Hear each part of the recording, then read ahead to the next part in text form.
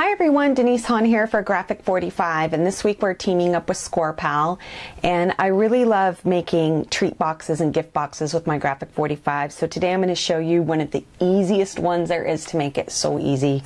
You're not going to believe it. Anyway, this is what the box looks like when you're done with it. This one I kept really simple, but you can doll it up as much as you want.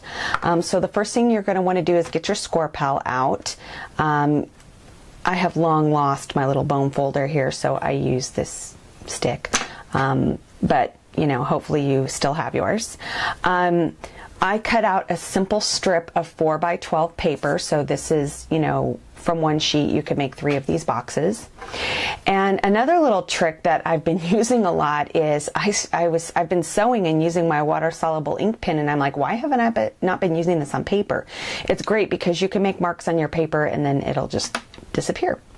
So the first thing we're going to do is mark the center point and score the center point of our paper, which of course is at 6. So just gently score it down the middle. Make sure you don't push too hard coming off the edges or you'll snap your paper. And then just give it a little, you know, fold at the score. All right? Super easy. The next thing we're going to do is mark the midpoint of the top. And so this is a 4-inch wide piece of paper. I'm going to go ahead and take my disappearing ink and mark both sides at 2 inches. All right, are you with me? Okay, and then what I do, because sometimes on pattern paper it's hard to see the center point, I'm going to go ahead and mark where my center line is to make it easy. And then on your Scor Pal, go to the 6-inch mark because it's just the easiest, and they've also made a little, if I can edge it up, double triangles here for you to be able to easily see the 6-point mark. But I went ahead and actually took my Sharpie and draw a line down it because I think it just makes it easier to see. So what you're going to do now is line up this top mark that you just made. Oh my gosh, did I just accidentally do that perfectly? I did, but that never happens. So you're going to line up the 2 dots along the line, and you're going to go ahead and score it again. And then just kind of pendulum it over. See, it does take a little work. And score it again. And then you're going to repeat for the other side. Okay, so now we're going to go ahead and fold at the scores.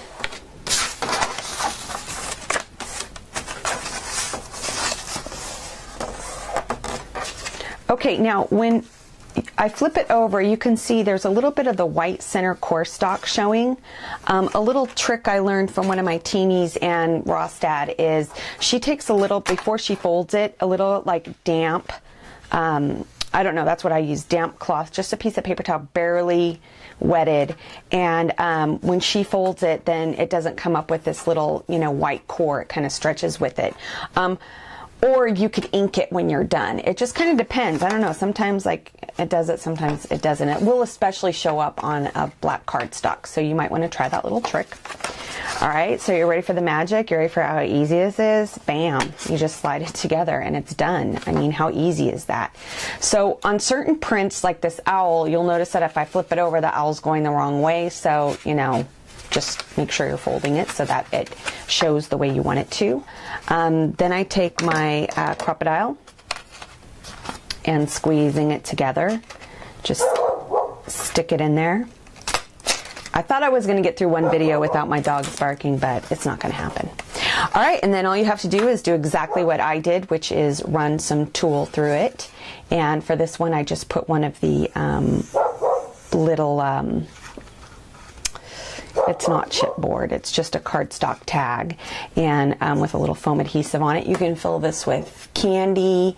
I've put little plastic silverware settings in there before, but candy's probably, you know, the most popular. You can also put gifts in it, like if you made a jewelry piece or something, you could put some tissue in there and put some jewelry in there. Just a really great, generic, super easy treat box. Even kids could make these. So I hope you'll give it a try for your next holiday party. And thanks for joining me today.